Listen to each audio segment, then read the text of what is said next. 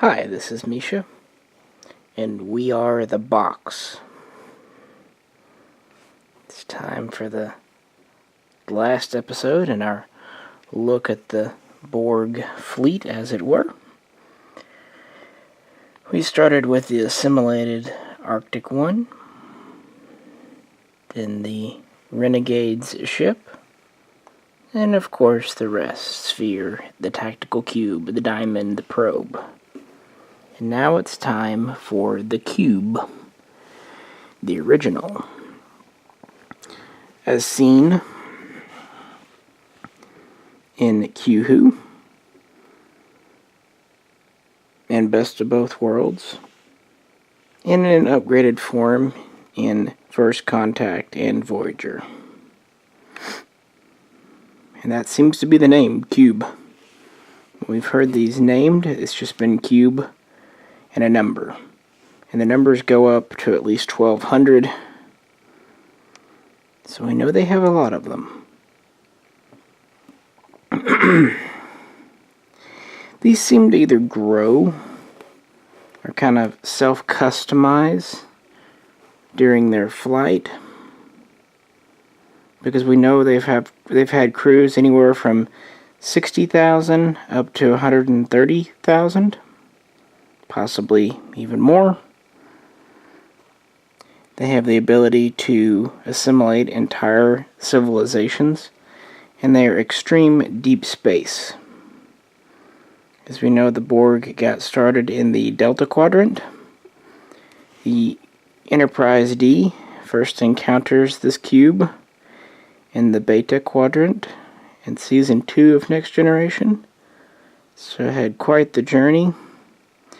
And it actually managed to get to the Alpha Quadrant in just over a year, meaning it's capable of high and sustained warp, also possibly transwarp, although at that time of Next Generation that wasn't really a known thing.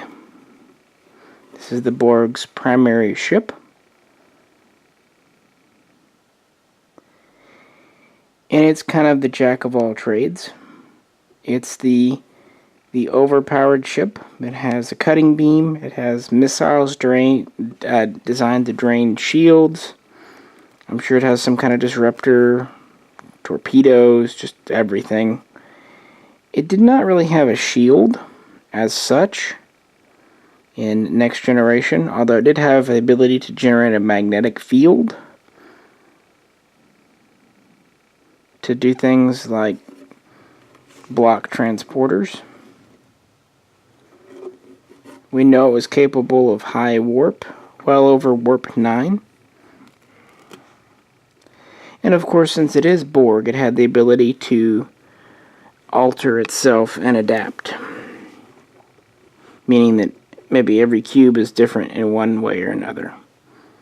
These were decentralized, as stated multiple times in Next Generation and Voyager, although they had a certain central processing unit at the time of Voyager.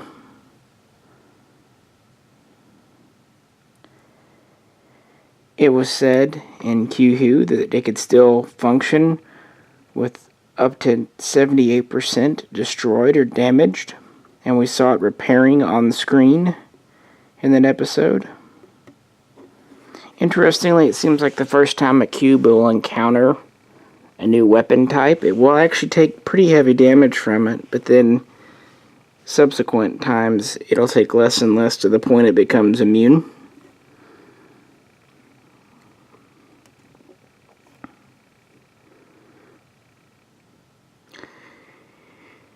Borg would recharge in alcoves. There was also a nursery on board. I'm sure it was just the most loving, caring place in the world, don't you know? It was a self-sustained ship. There's no evidence it ever had needed to go to any kind of dock or anything.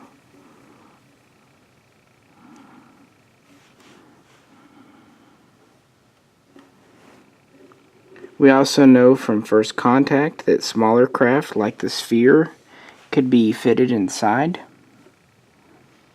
to operate as auxiliary or secondary craft.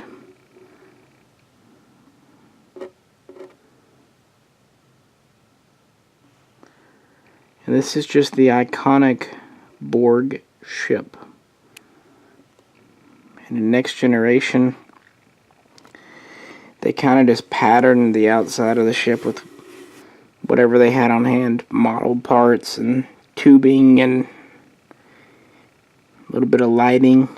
It was just a box. These are huge, massive, 3,000 meters or more across.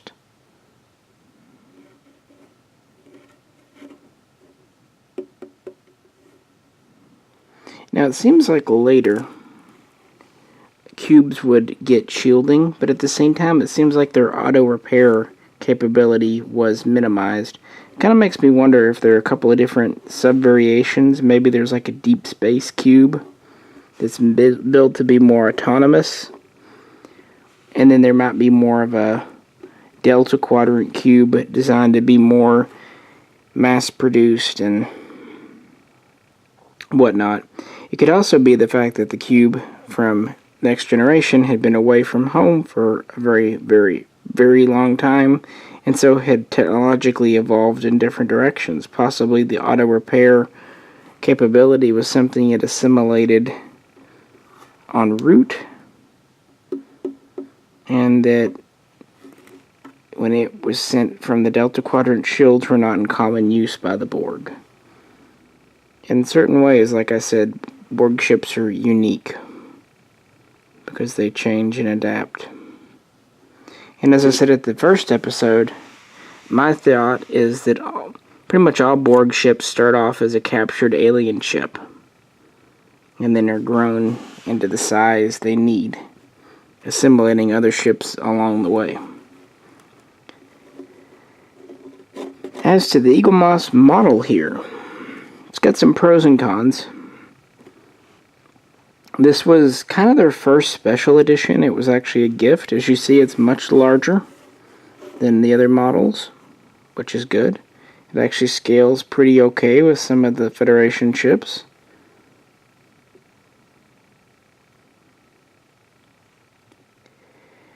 On the other hand, it is just plastic, polymer, mostly hollow inside. And the detailing, while it exists, is not the finest in the world.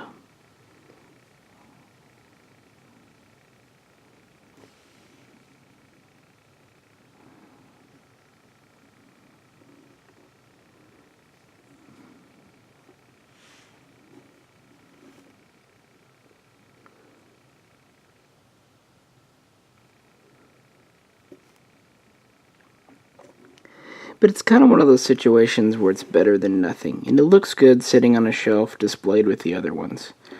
It would have been really awesome if this were made of metal, but then it would have been very heavy. As it is, it's not the lightest thing.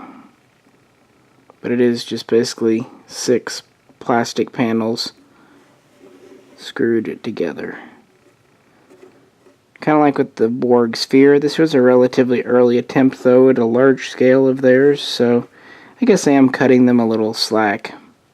Now, it did not really come with the stand. It didn't come with the magazine. It just came in a simple, just box, like a white box. Just nothing special. So, it is what it is.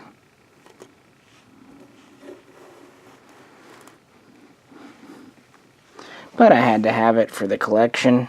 Gotta have the Borg cube. I mean, the tactical's neat and all, but it is relatively small, and it's the tactical. It's not the iconic Borg ship. And so, you gotta do it. And of course, the one other feature this has is what you saw at the beginning. It does, in fact, have lighting. It's not glow in the dark or anything. It uses 3 or 4, I think, standard AA batteries to kind of give a glow. It's not identical to as seen on screen, but it does give it a little extra value, a little extra feature.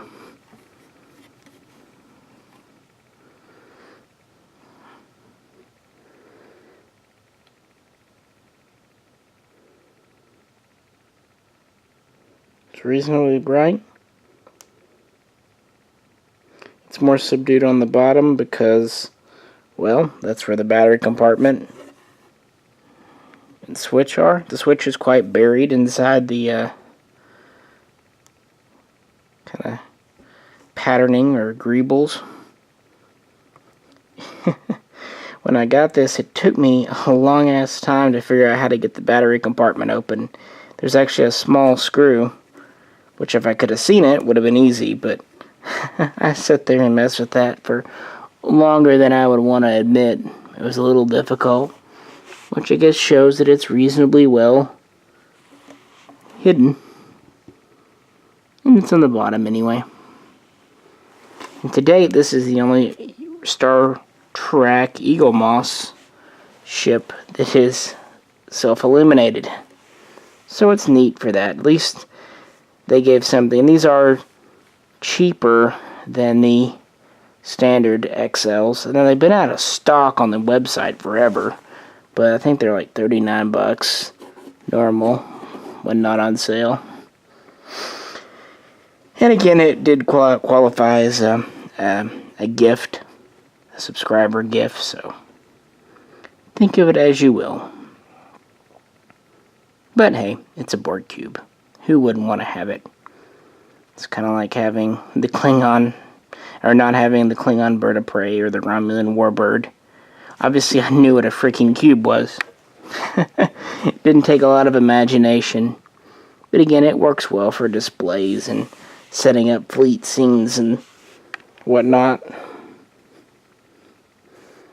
Well, folks, that concludes our look at the Borg ships. Hope you enjoyed it. I know it wasn't the most in-depth, but I did the best I could. Hope you enjoyed it. If you could, like, share, subscribe, and check out some other videos. I've completed the Romulan series and the Klingon. Quite a few of the Federation ships as well. So we'll see what we get to next time. You never know.